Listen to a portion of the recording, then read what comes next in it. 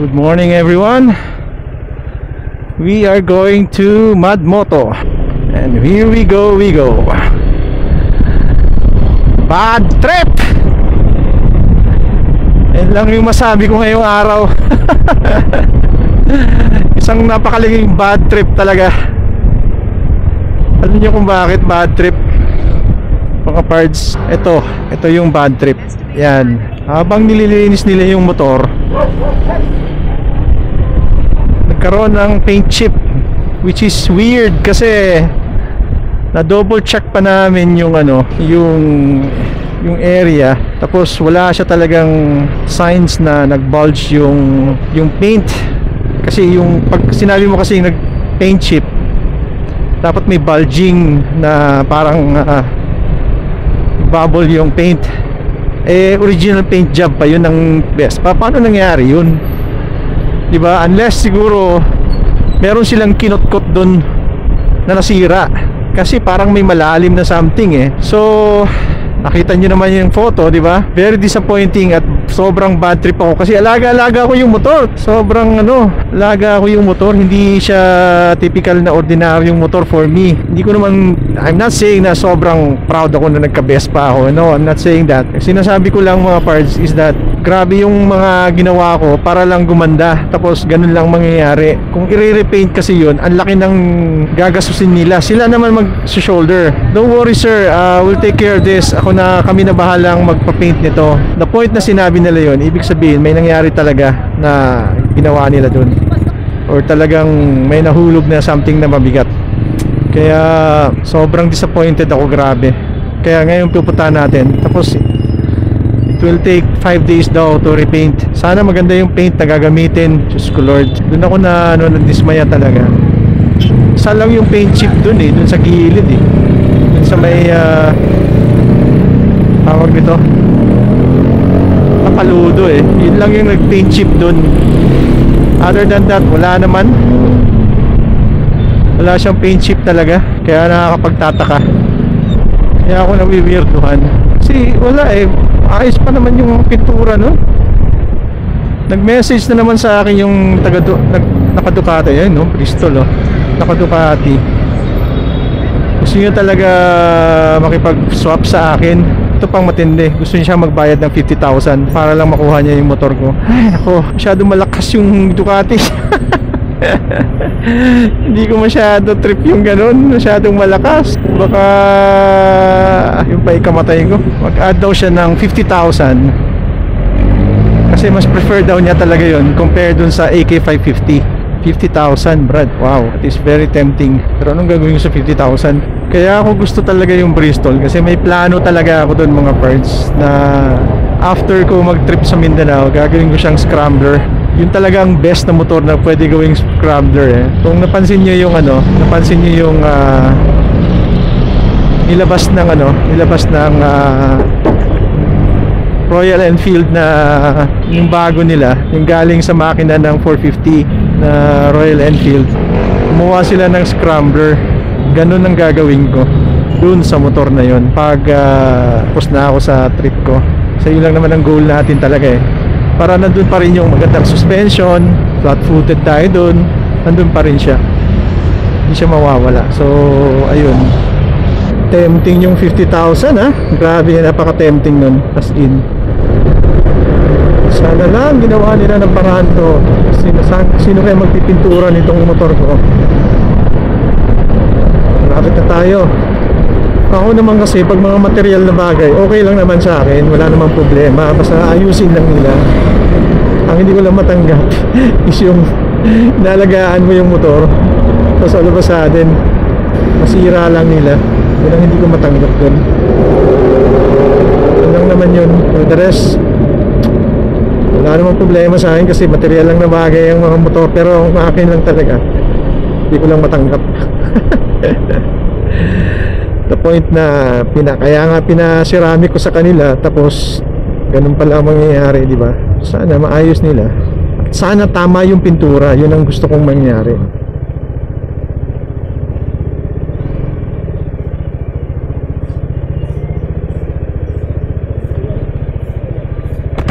Anong ginawa nyo? Nangyari na? Okay na? Ano sir, andun na, dinala na ngayon sa warehouse. Ni-repaint na siya. Tinanggal nyo? Hindi na sir. Kasi kailangan talaga na yun eh. Buo talaga. Oo nga. Sabi ko nga buo eh. Pasensya na ulit sir. Wala tayong magawa. Ano ba nangyari? Gusto ko tuloy makita kung paano nangyari yun. Hindi namin alam sir, first time na nangyari. First time na nangyari, dami na namin ginawa eh.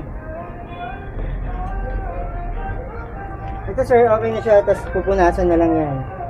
Tapos ihuhuling i-coat yung after mapinturahan. Buti marunong kayo magtanggal yan. Yes sir, oo naman sir. Marunong naman. Madali na yan, pagtatanggalin mo naman. Magkano yung ginamit dun sa repaint nyo? Same kulay ha? Yes sir, same. Same mismo. Kilalang ano, partner namin. Okay. Kilalang ano, same yan sir, guaranteed. Dapat pala, pinapinturahan ko na lang ng puti, kung ganun. Wala, pinagaya ko na ano eh. Sayang, sinabi mo sana. Kaya nga, para talaga mag-iba na yung kulay niya. Same, pero at least sir, ang maliban dun sa nangyari na wala namang may kagustuhan. Oo. Bagong repaint na mas makinis na yung dating nung footboard mo lalo. Paano talaga nangyari bro? Ba't siya nag-chip? Ano sir binabak lang siya. Kasi pag alam mo kasing may kalawang yung may kalawang yung tawag nito, yung ilalim. Dapat yung itim na yun bro, kalawang na yun. Wala namang kalawang. Nagulat nga kami sir ba't biglang nagkaganon? Binabak lang naman kasi dito, okay naman siya eh. Oo. So ibig sabihin tapos na to? Tapos yan sir. Pupunasan na lang yan, dilinisin pa ng gusto. Tapos ihahabol na lang yung ito sir. Pasok sir. Oops. Sir. Ito na yung loob sir. Ganyan na siya kalinis. Oh wow. Ganyan siya kalinis. Ito sir, malinis. Pupunasan na lang to. Oo nga, ay ganda. Diba? Ganda na smooth ha. Ito sa mga ano natin. Pero we'll try pa, punasan na lang ulit. Ganyan siya kalinis. Ito sir, tingnan mo to. Yan ang maganda sa Vespa, pwede linisin yung makina, no? Ito sir, tingnan mo to. Diba, itong mga to, parang may mga, ito yung mga nag-spot-spot ng black talaga pag ano. Ayan, malinis na siya. Yung mga spot na mga oil. Ito talaga. Ayan, malinis na siya. Linis. Pati ito, no?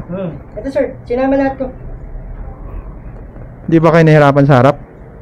Ito sir, ang naging challenging part sa amin, ito, wala yung, kaya ang ginawa, habang dinidetail siya, nakahawak lang talaga dito kasi Oo nga. yung Kasi ito, tinanggal nyo lang. sir, ito kasi, yung connector niyan, dito banda sa loob. So, Kaya nga. hindi namin mapagulog lang para tanggalin mo.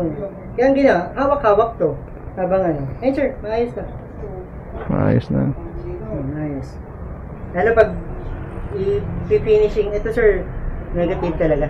Siguro sa quality mismo ng ano. Oo nga. Talagang, syempre, due to daily use. Oo nga. Kaya Alam mo nagkaganyan. na. Aside from that naman po, wala naman pong ano. Yes sir, kita niyo lang po, maka-finish siya. Naisip ko tuloy, para hindi mahirapan, putiin na lang yung ilalim, no? Pagkaya natin. Pagkaya na lang natin sir, para yung mismong ano. Maganda kasi kulay ng ano, yung picnic din. Yun talagang problema, kahit kami, sabi ko, kamot ako, sige, okay na. Wala tayong choice, ganyan talaga.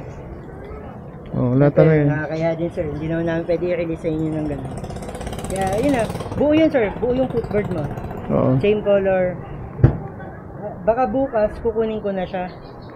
Sige, Bukas talaga? bukas kukunin Tapos ko na, ha? siya. Kasi pinarush ko eh. Sabi ko, syempre, ayoko din na tumagal. Syempre, kailangan niya din po yung bike. So, pinarush ko na lang siya. Oo, napagamit tuloy ako nito. Ayoko na nga gamitin to eh. Baka magtampo sir, gamitin mo. Madadagdag yung odo eh. Tomorrow, afternoon or night, pagkakuha ko doon, i-detail pa namin ulit yun. Oo. Kasi syempre, tatap coat pa yan and Oo. everything. I-detail namin and then i-quote na namin siya agad. Para by Sunday, we can release the bike na. Sige, Sunday. Doon sa tindahan. Okay, okay. Doon sa tindahan. Hindi na. Gusto ko. Anong oras Sunday sir?